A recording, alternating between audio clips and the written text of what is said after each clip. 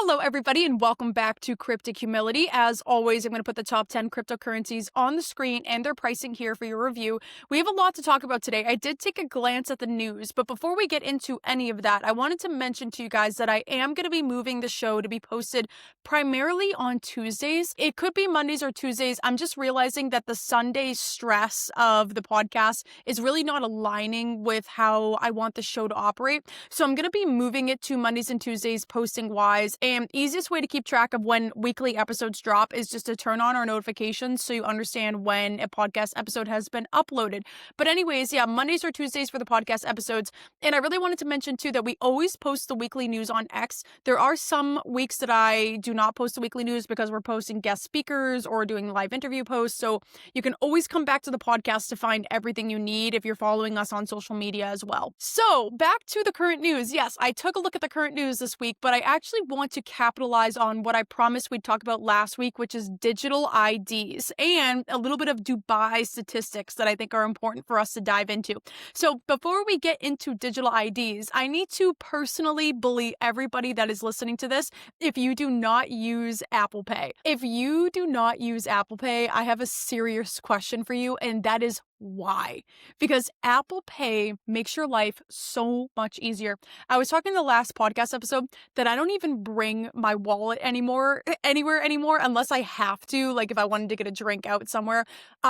Everything is on my phone. All my cards are on my phone, and I know I'm publicly saying this, but everybody uses Apple Pay. It's so much easier now. When I go into the store, I can just tap my phone, and I actually today want to take you through a brief tutorial about how to set up Apple Pay, because Apple Pay and your Apple Wallet now is allowing for digital IDs. So we're actually going to be talking about digital IDs through this whole sequence too. But I think if you understand how Apple Pay works and like how to set up your debit card or credit card or whatever, it will be 10 times easier for you to understand the process of uploading your digital ID. There are more than 250 airports that are now accepting digital IDs.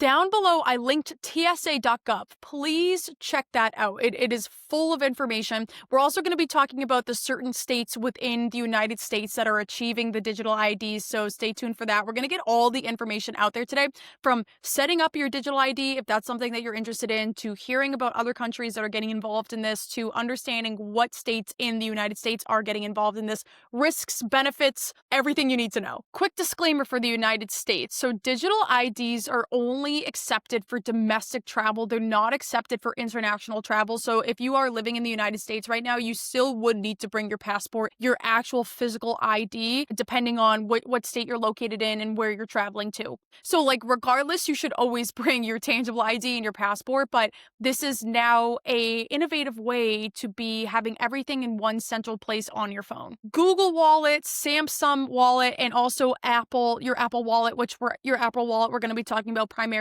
today, are all acceptable forms of IDs depending on where you're traveling, as I already stated. The reason why I want to go over Apple Pay too is because Apple Pay is a fintech creation. It's making our finances easier. Technology is making our finances easier. We're able to have everything that we need in one central location, and I don't need to carry anything. I just carry my phone. I am also going to put visuals up on the screen, but we're going to go through this together with my iPhone. This is my partner. So what you're going to do with your iPhone is you're going to pull up your wallet app. Now, you should be seeing a visual on the screen of the wallet app here. But so this is my wallet app. Let me see right here. So I'm going to click my wallet app. And as I enter my wallet app, it's going to show me this icon. Now, as you can see, I have all my cards set up already. So we're going to take you through kind of what this looks like. So first thing that you would want to do is you want to click the top right plus sign icon. That's going to load, and it's going to tell you about your previous cards, your apply for an Apple card, which we can maybe talk about that later, your debit or credit card, your transit card, or your driver's license and ID card. So this is where the digital ID is coming into play. But for now, we're going to simply add a debit or credit card. Okay, so then it's gonna tell you some information. You're gonna click continue, and when you click continue, it's gonna say hold near card. Hold iPhone near the chip on the card to add it to the wallet. You can also enter your card details manually. After you enter this information, depending on what bank you bank at, it's going to ask you to either ask your bank to approve of your debit card on your Apple Pay, in your Apple Wallet. It wouldn't let me send any payments yet until I did that with my bank. So if you add your card and you're like, oh my God, I'm still having trouble making transactions and payments, it probably is going to notify you that you need to be in touch with your bank. Now, once your debit card is added and accepted, it's going to be shown down here below on the center page again with all your card information. And don't worry, it doesn't show all your card information, so it's secure. In between my two cards right here, you're going to see this icon, which is the Apple Cash card. I want to talk about the Apple Cash card. So just like with Venmo, Cash App, etc., let's say that you and I are doing transaction and I'm sending you money, but I'm going to do it through my Apple Wallet and I'm going to do it through Apple Cash. So when I send you $10, for example, it's going to appear right here in the corner, or actually right down below. You can see that this says that it's a zero balance right now, but down below right here, it's going to say $10 here. And what you can do is you can tap the 3-button icon right here. Let me see if I can press it. There we go. And it's going to show you that you can transfer it to your bank. When you click to transfer to your bank, it's going to have you enter the amount that you want to transfer. And then once you enter your amount and click continue, it's going to ask you which account you want it to go in. So it's just like Cash App, Venmo, PayPal. When somebody transfers you money and it ends up in your Cash App account, that's your time where you can transfer it to your actual credit card or debit card. Same thing goes for Apple Pay. When you're here and you're using Apple Cash and you have money in your Apple Cash, then you can click the 3-button icon, transfer it to your bank, and then you can either do an instant transfer or like a 3 to 5 day transfer where there's no fees. I always just do the instant transfer. It's only like a couple cents for the fee. Another reason why you would use your Apple Cash, so many people get confused around this card. Like they understand their debit card, but they don't understand what this card is for. On a lot of online payments now, you can actually upload money, which this 3-button icon again also gives you the option to add money. So you can actually transfer money from your debit card or from your bank account to your Apple Cash. Why would you do this?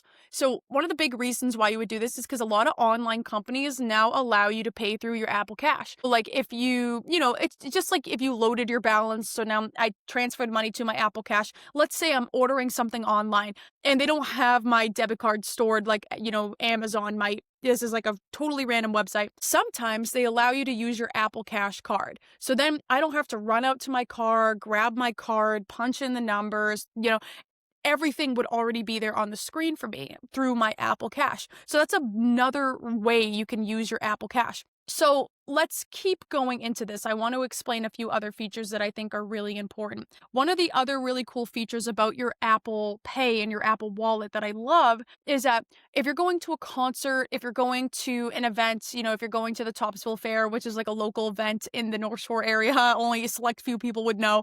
But if you're going to an event, you can actually, depending on the website and which event you're going to, they allow you to add your tickets to your Apple Wallet. I love this because as we go into this and we're going to teach you how to pay with your Apple Pay, I show all my friends how to set up Apple Pay just because I truly do think it is so life-changing and innovative to not have to bring your wallet anymore.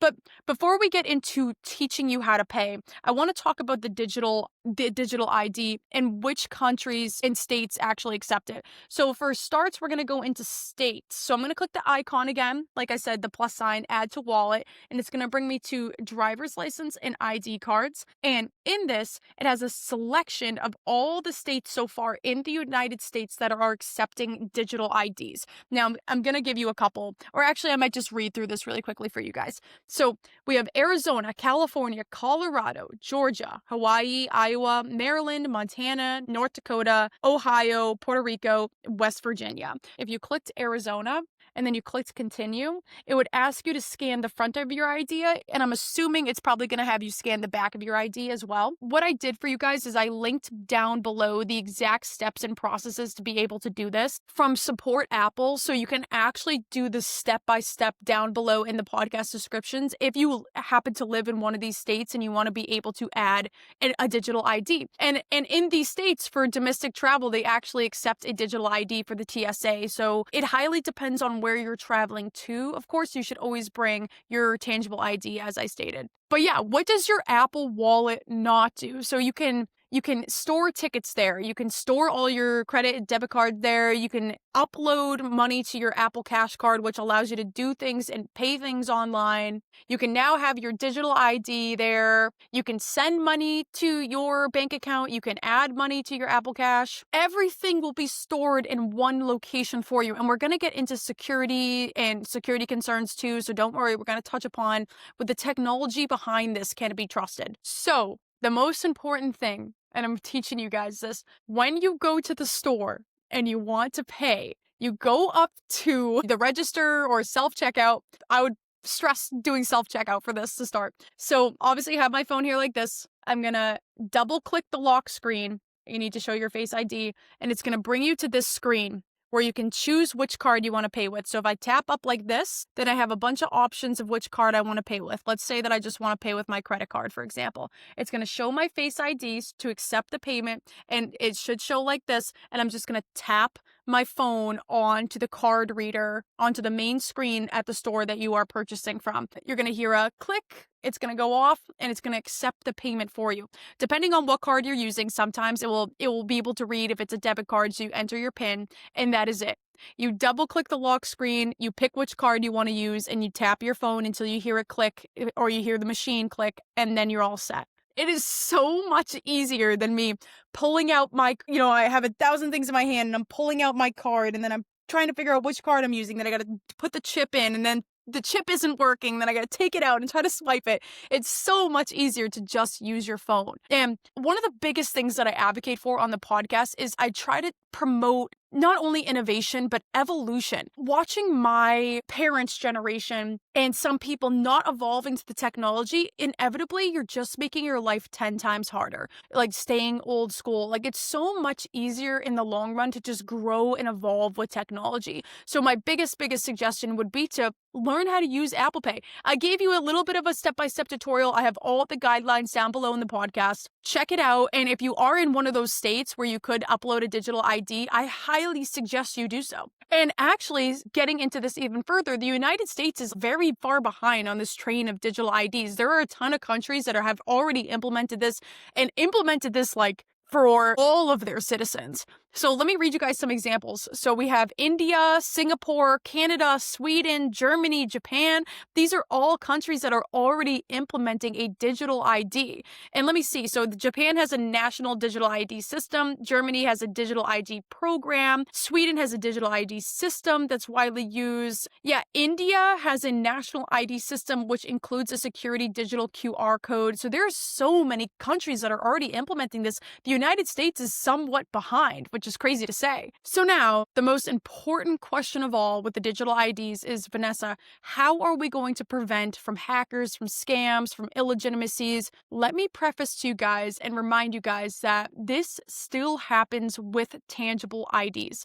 No matter what, we always experience fraud. But fraud looks different for tangible IDs, physical IDs. How many underage people do you know that are duplicating IDs to get into clubs, to drink, and stuff like that? There is that out there with physical IDs already. So as we move to digital IDs, of course, there's going to be concerns about duplications and stuff like that. So what technology is actually behind this? One of the biggest and most common ones that we understand is biometrics. So biometrics is when you have to take a photo or take a video of yourself or insert your fingerprint or to verify your voice to understand that it truly is you. That's one of the biggest pieces of technology that we use to be able to identify people digitally. The second biggest thing is blockchain technology. Blockchain technology is taking our privacy back. I know that there's a lot of blockchains out there that are, public blockchains where you can see everybody's data and everybody's information, but there also are blockchains where that isn't so much the case. Like Zcash is a prime example of one of them that we've talked about before. You actually have your own access to your own information stored just for you. There isn't a risk of going out in the public and losing your ID and losing your wallet. Like, I get that you can lose your phone. There's still a high chance of you losing your phone. Of course, you can use Apple tags and stuff if you lose your wallet, but you can also use Find My iPhone if you lost your iPhone. So personally, I just think it's a little bit easier for me to track everything on my phone. But with blockchain, nothing can be duplicated, nothing can be changed. You can have your own personal keys that nobody else has access to. And as long as you're educated about that, you have a high chance of remaining truly protected. And with all the encryption that's involved in blockchain now too, we just have more advanced technology to protect ourselves. It's not to say that hackers won't try, but we also have multi-factor authentication, which I do like. I think it's interesting. You have to make sure that you always have your backup codes. God forbid if you lost your phone and you can't access your two-step authentication, you can run into some trouble with accessing things if you do not have those backup codes. So that's actually a really important piece of information just for, fraud prevention. Always making sure you have the backup codes for your two-step authentication. I think that will protect you in the future as well. But that's another step of remaining secure. So we have videos, we have blockchain technology, we have fingerprints, we have voiceovers, we have pictures, and now we have two-step authentication to make sure that it actually is you, and you have two forms of security. And then the biggest thing is agentic AI. Agentic AI and also just machine learning.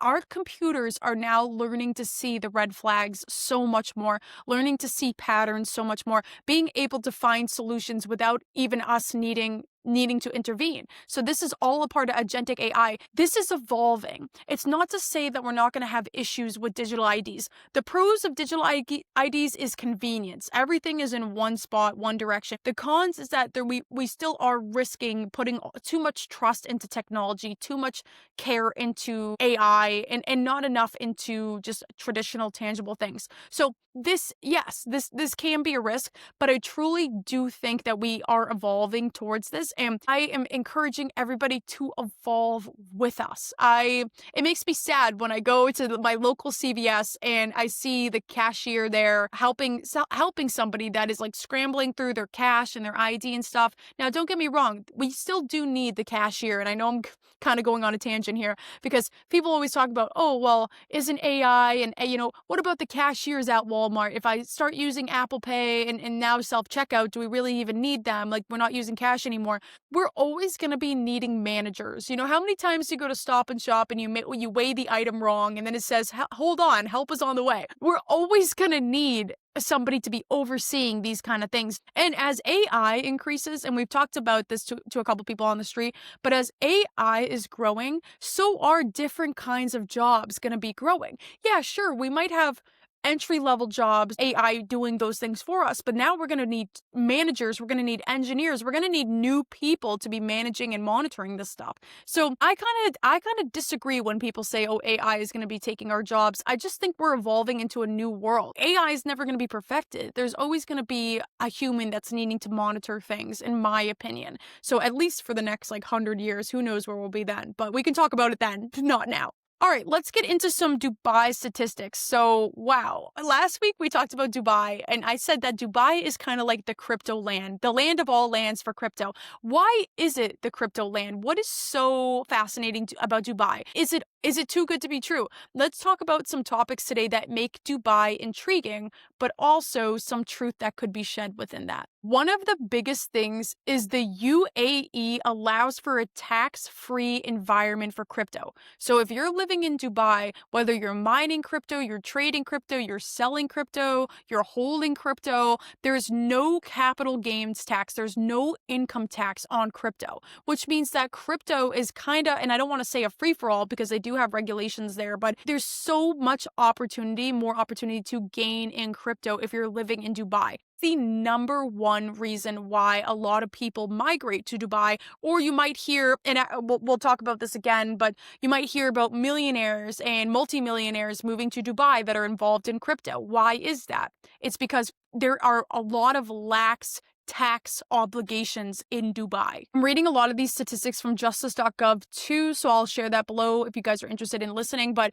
one of the other biggest things is that they are truly regulated. There are regulations within crypto. And one of those things is the Virtual Assets Regulatory Authority, or the Financial Services Regulatory Authority in Dubai. These two administrations, or these two governing bodies, are in charge of all the clarity, restrictions, regulations, guidelines within crypto. So Dubai is really tight-knit in regards to what crypto is, how to be using crypto, how to be selling crypto, how to be monitoring your crypto, tracking your crypto, etc. It took the United States quite some time and we're still regulating digital assets. So Dubai is like way ahead of the game with crypto. They're already full circle in regulation. That's the number 2 reason why a lot of people migrate there for crypto, is because it's already established. It's not something that we're still figuring out.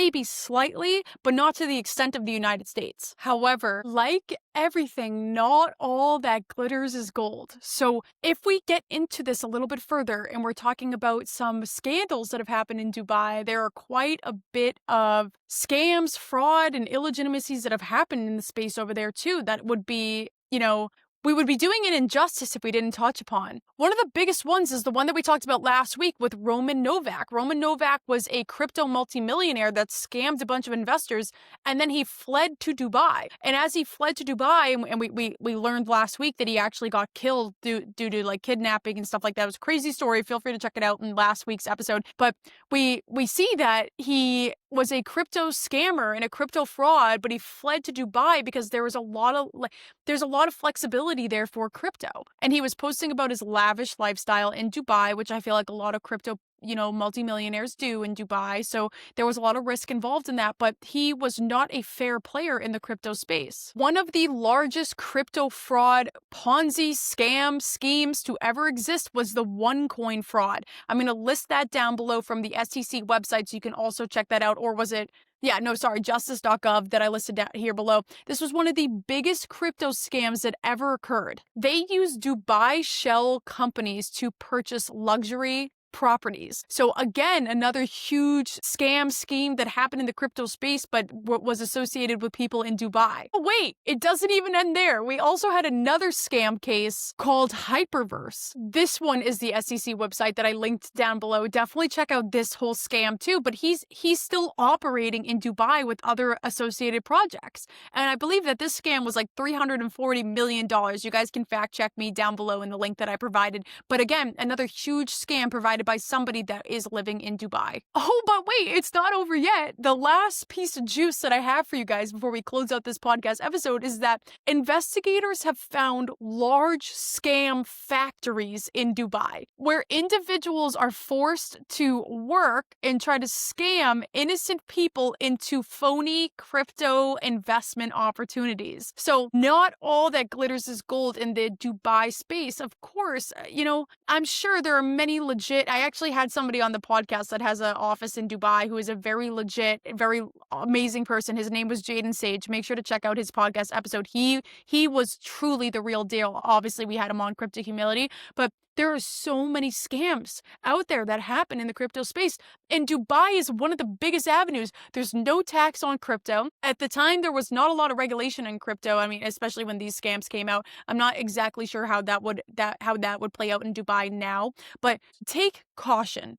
I would say take caution because Dubai truly feels quite dystopian to me. I would say the same thing about New York City. I don't know if you guys have ever been to New York, but obviously New York, crypto is, not heavily involved within New York, and I'm getting off tangent. But speaking spiritually, something doesn't sit right with me with Dubai in the crypto space. So I'd just be very mindful of that. And also there was one more statistic that I wanted to share with you guys this week, and that is that the UAE is projected to reach 395.9 million in 2025. That's an annual growth rate from 2025 to 2026 of 4.56%, which means that it's projecting a total amount of 414 million by 2026 for the crypto market, specifically in Dubai. So yeah, there's a lot of opportunity for crypto in Dubai, but also not all is what it's cut out to be. And we will definitely recap this topic in the future too, as I hear more scandals and more news that happen in Dubai. And like I said a couple podcast episodes ago, we do have a couple CPAs that are coming on that are going to teach us about crypto startups, your bookkeeping, everything that you would need to know if you are a crypto startup, or also if you are trading crypto personally and just need some additional information about how this works for your taxes and stuff. We're going to be getting to all that. I'm very excited for who is coming on the show. So make sure to check us out. And I will post the live interviews on X2 for a couple more people that we've interviewed. So make sure to check those out. And if you guys have any questions, you can always leave a comment directly below on Spotify. Thank you so much for watching. And I promise to always give you the truth and nothing but the truth on Cryptic Humility. We will see you next Tuesday. Thank you guys so much and have a great night.